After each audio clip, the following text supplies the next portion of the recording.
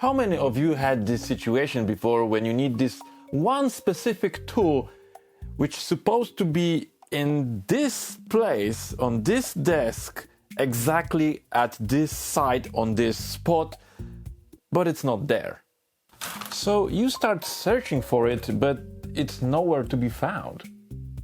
But fortunately, you found actually the one tool that you've been looking for many weeks. I mean, this could be related to ADHD, but it can happen to basically anyone. The best solution for a problem like that is to create a dedicated space for each specific tool or item, like for example tape or maybe glue, or it could be basically anything. Well, it sounds easy and fast, right? But we have a limited space in our house, garage or room, etc. So I hit the wall. I literally hit the wall because I realized my walls are empty. There's so much wasted space on these walls, but I don't want to buy another shelves or cabinets because they take a lot of space and they will not do the work that I want to do. So here comes the OpenGrid system. The idea behind it is very simple, and I bet you've probably seen somewhere stuff like that. And yes, I did try that. But Gridfinity offers super easy mounting system. It's only one simple clip with one screw and it's super easy to mount. So there is no complications around this one. And also there's many different hook sizes that are super easy to mount as well because they fit in between.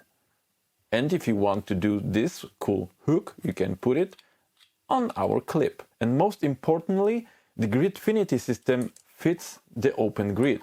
So once you have two clips of those, you can just put it on the shelf and put some bins on it. Those shelves and bins are exactly what I need. Every single screw, every single bolt, every washer, every capacitor, every has its own bin and its own place. You feel me, bro? To start with OpenGrid, we should plan it. Measure the wall, because we need to know which grid we will print. You should go to Printables and check this out. There's almost 315 files to download. Download the grid that you need and print them with 3 walls. If you think this will get expensive, well, it's not if you use PLA Lite from the Filament. This material is very affordable. We cut the cost on the packaging and a bit on the mixture, but it's still very good PLA. Well, I picked black for the grid and the mounting points, but I choose orange for all the bins and the hooks. Well, some of them are made with crystal PLA, so they are a bit transparent, so I can see what's inside. After printing all the grids, we need to make connectors as well. Once they are in place and our grid looks like one piece, we can print mounting points with various offsets from the wall. You don't need to use offset, but then you won't have space for cables or different types of mounts. That will need a few millimeters on the other side. It's basically up to you. I use very small offset just in case. Now the hardest part. Marking the holes, drilling them and mounting the grid. I decided to use one bolt for each grid, because they are connected so tight you don't need more. Of course, covers for bolts are also available. Now the time has come for the fun part. Hanging the clips for all the bins and shelves. Gridfinity, being very versatile, helps us build the perfect wall. My best part overall is a 6x2 shelf with small wall, so nothing is falling down.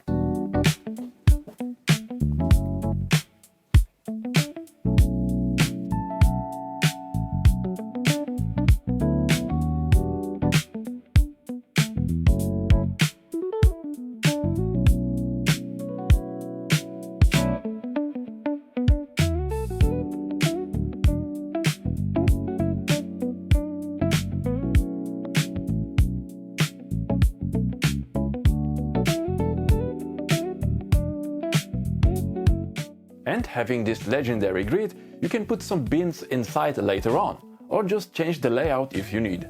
Also, I need a fair amount of bins in different sizes to keep all my parts and tools organized. If you have bigger tools, you can use those hooks. They fit the grid in between, so it can save some space. having enough strength to hold even few kilograms of weight. OpenGrid library of models is growing with even more useful parts, so you should take a look if something catches your eye. For example, those cutters holders. They take 3 spots, but they are very easy to use and easy to reach, so why not? If you are skilled enough, you can also combine some other 3D models with the mounting system for OpenGrid, just by slicing and joining them together in the slicer before printing. So now, when everything has its own place, work on my projects is not frustrating anymore because I'm exactly know where my tool is, it's always there, and it's easy to reach, so I can just continue to work, right? So now you know exactly where's every single bolt, every single nut, washer, resistor, anything that you actually looking for. You know exactly where it is and where it's supposed to be.